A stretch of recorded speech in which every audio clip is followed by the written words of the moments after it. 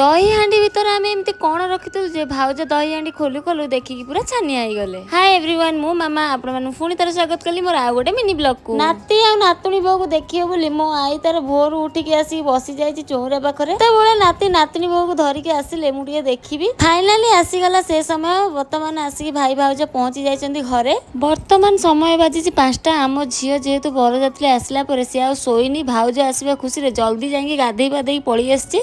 ताकू केमिति निद हम सी बार ननंद पुटुली पाइब बोली ताकू आज राति सारा निद ना। खाली कौन झील जा को भी निद नथिला जेहेतु आउ गोटे जा आसुचंदी बोली आमे तो सब आसी गध घुचुर बेला सोई पड़िथिलु। एमिति सुनिछु भाई भाउज आछन बोली संगे संगे जाई भाई भाउज टिके वेलकम करथिलु।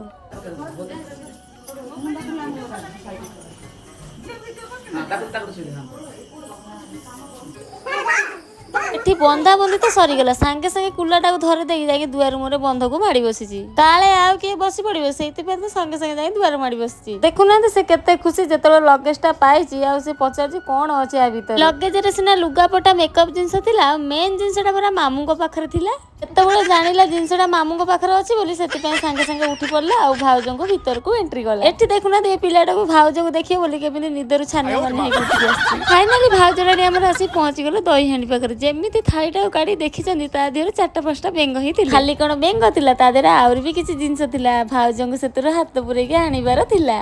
ई भाउज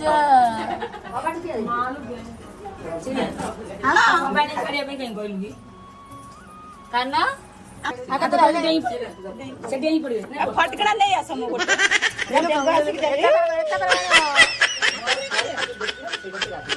आने लो हां गाड़ी जानना कोन अछि आन लो